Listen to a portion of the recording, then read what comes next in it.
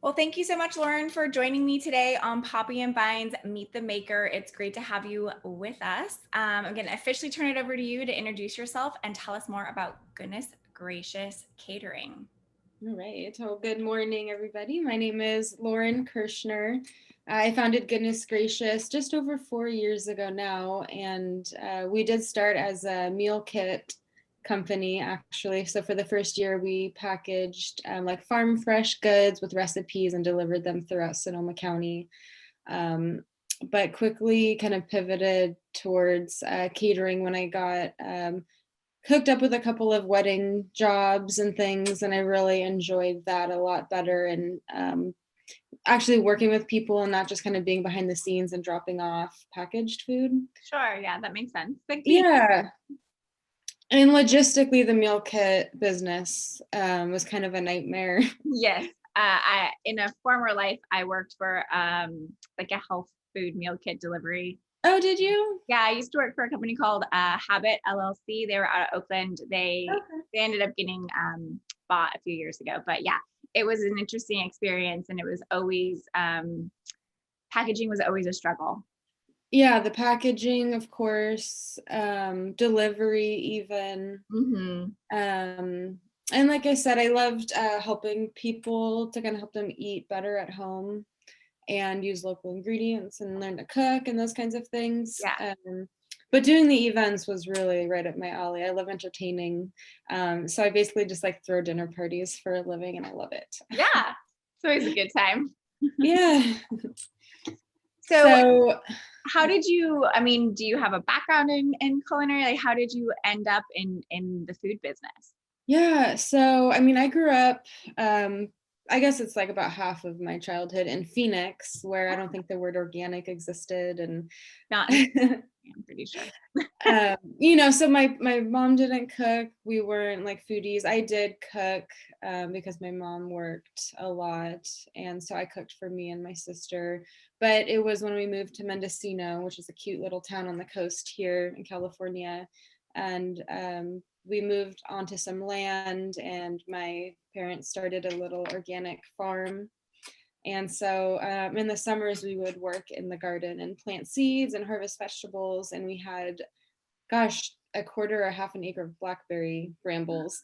So we were called Blackberry Creek Farms. Yeah, we were Delicious. purple. Yeah, very delicious. We made, I feel like Forrest Gump. We made like blackberry pie, blackberry jam, blackberry wine. We made all Nice. that. So I think I was about 15 over the summer. Any blackberries I picked and sold to this local organic cafe, I was allowed to keep the money. That was kind of like my job. And so when I became old enough to work, I actually got my first job at that restaurant, and I've been in the restaurant industry ever since. Nice. Yeah, So I think once it bites you, it's kind of hard to you always find yourself back in it in some kind of capacity, I think. yeah, I mean, it's definitely a lifestyle that's not for everyone, but those who like it, really like it. Yeah. And so I knew I loved to cook. Right when I was like 18, I went to Portland, Oregon to the Cordon Bleu Culinary Institute. So I knew nothing really about like the actual techniques and theory of cooking, and I just absorbed it. I sometimes I amaze myself the stuff I still remember. Like, in college you forget like everything you learned in like science or whatever. Yeah.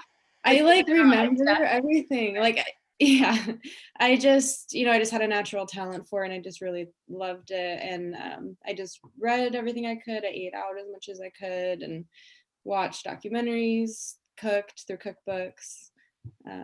So Nice. Yeah. I feel like when you go to culinary school, they always talk about those kind of like the classically trained chefs or, those kind of French core sauces and things like that. And I feel Mhm. like, deep down in the roots of all cooking, there's still some of those really core concepts, and they are, probably hard to forget after like repeating them over and over and over again in school. Yeah, that's the fun thing about cooking, and that sometimes I wish I could like convey to people, or hopefully soon I'll have the opportunity to teach some classes. But once you do get some of those fundamentals, then you can play around and make, I mean, unlimited amount of different kinds of recipes and stuff. Yeah, no, I agree. It's once you get some like like you said, basic techniques and skills, the opportunities to be creative really becomes limitless.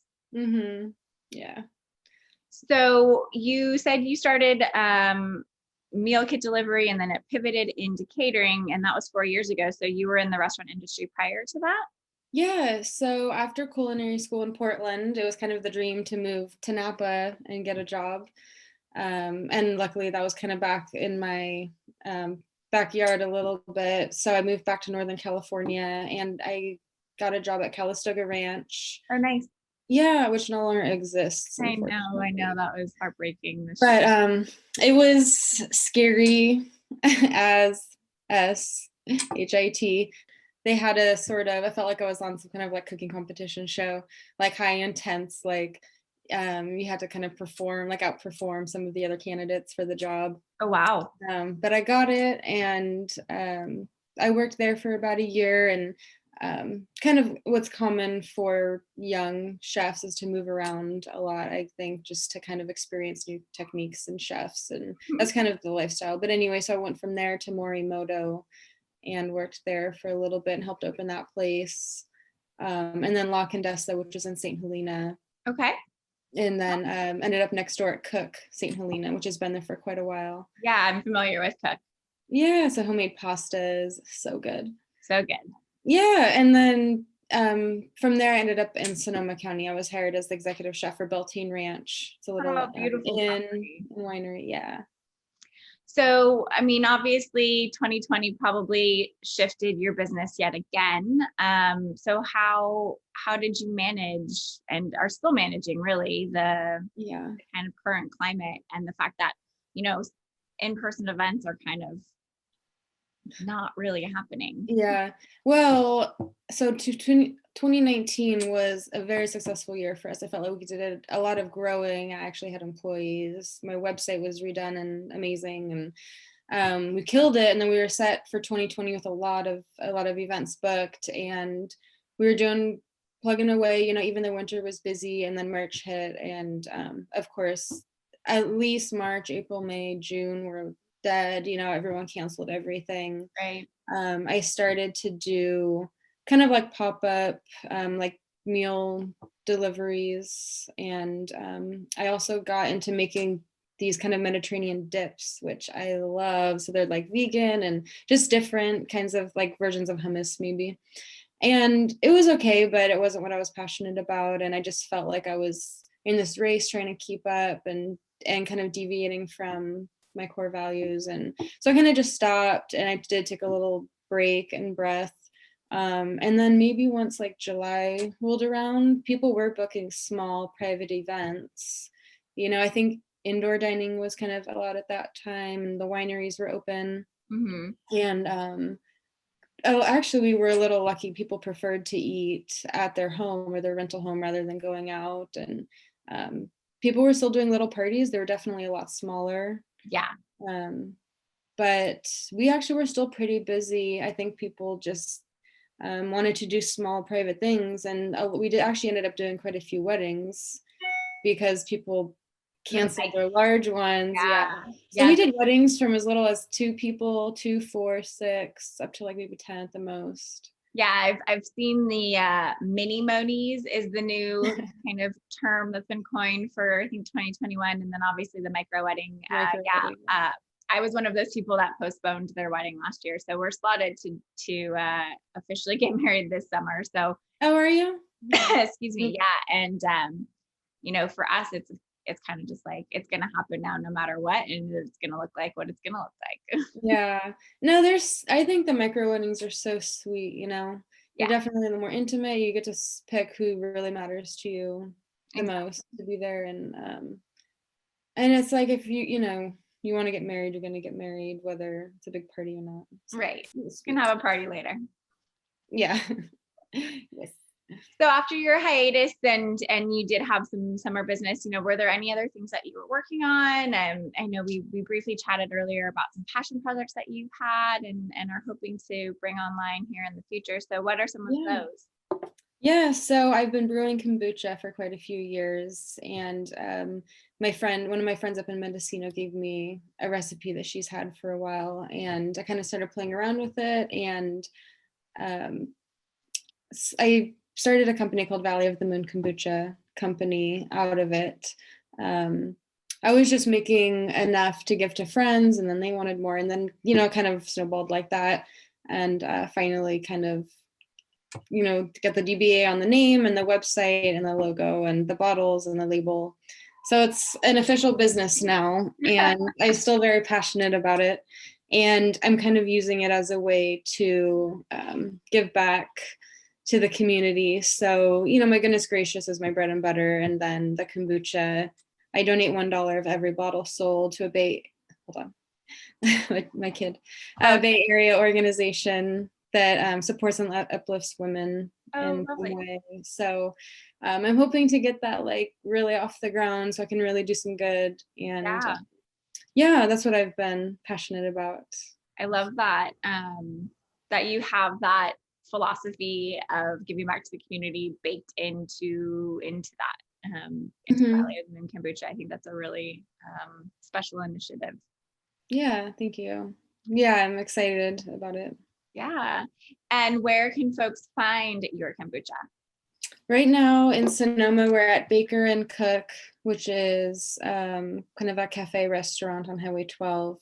And then at Yoga Community, which I believe they kind of pivoted to community supply. And they have a lot of local artisan goods for sale in their shop. And then in St. Helena at a place called Legit Provisions, they have kind of to-go food and drink. And then up in Calistoga, at Calistoga Creamery, actually. So they'll do kombucha floats. Ooh, fun. Yeah, I know. I've heard of that. Yeah, kombucha is so versatile, So I'm, it's still very much on its way to becoming a household product. I think a lot of people don't know what it is. But yeah, we use it for cocktail mixes. It's so much better for you than soda. And yeah. I quickly looked at your flavors, and they also are so intriguing. I think you have a beet-based one and a carrot-based one. Is that correct? Yeah. So what's kind of fun about being a chef too is playing with the flavors and doing something a little different than just the fruit. Right. So I have a red beet, apple, and ginger, and then a carrot, orange, and turmeric. Yum. Both. Yeah. Thanks. Yeah, the colors are really beautiful. We package them in wine bottles with a cork. Awesome. And so if somebody did want to find you online for catering, where would they go? My catering, the website is goodnessgraciouseats.com.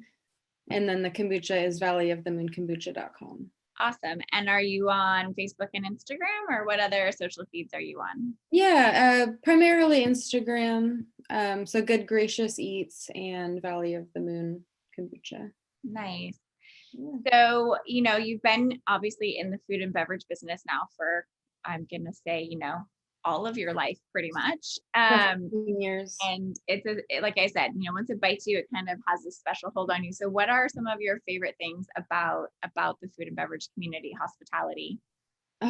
Well, way back when I was working in restaurants, it was a little different, but I just loved you really is like a family. They call it family meal when you all kind of eat before the shift, and you're just in the trenches together, and you rely on each other, and it's fun. And it might sound a little cliche, but it is like a dance. It's really fun once you get it down. Yeah.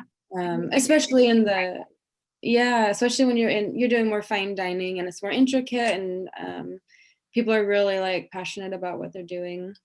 It's really, I miss that a lot. I miss that about working with people. But then of course, eating good food all the time.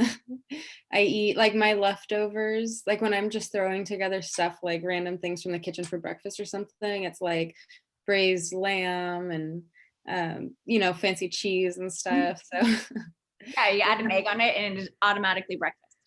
Yeah, some microgreens. My friends come over, they're like, this is a snack. This is your snack. I'm like, yeah. Nice. So the food, the family kind of piece of it. That could go on and on. Yeah, no, it's a special bond. I agree that the food and beverage community has, especially, in restaurants. And I mean, yeah, like you said, you're in the trenches together, you're in it, working through crazy days and crazy shifts and things like that. So 100% understand that thought Yeah. process. Yeah, and it's not a glamorous job where you're not making big bank and you're not wearing fancy clothes. You're just, so you're in it because you really like to be there. Right. Makes Mhm. sense. And then, so you now reside here in Sonoma County, and Mhm. I'm sure you've got some favorites. So what are some of your favorite places to enjoy a good meal or a good cocktail? Oh, how I miss going out to I eat. know, I know. Things are open now, but Yeah. I was living downtown, so I was lucky enough I frequented a lot of the places. I love El Dorado Kitchen right on the corner. It's so nice to just like cozy up to the bar and have a craft drink. And they have quite a few vegan options, which I'm not vegan, but I love vegetables and things. Well, and I Um, think, vegan options have come such a long way, and vegetables don't get a fighting chance, I think, sometimes on the menu. And so it's always great to have a delicious vegetable dish. oh yeah, and we're so lucky here with the bounty of the Mhm, fruits and vegetables and herbs and things. definitely. Um, and then Valley is a new restaurant downtown that I think does a phenomenal job. I love their wine list. You can tell they really are passionate about what they do there too. Um, Yeah, I I haven't had an opportunity to visit yet, but I am familiar with the brand and the Mhm. space that they moved into. I lived in Sonoma for a very short period of time a few years ago, and so we lived just a few blocks from downtown, so it was really nice to become familiar with the area. And it's such a fun area, downtown Sonoma. Oh yeah. Oh my gosh. I'm so looking forward to when it's bustling again and It'll be nice. yeah, so I have a lot of favorite places, but Yeah, so EDK, I just saw actually that they're getting ready to open a little walk-up bar, which is exciting for them. yeah, I saw that. They were painting the UGK Cantina Yeah, on the side, so I haven't like heard all about that, but I'm guessing it will be like Mexican food and drinks.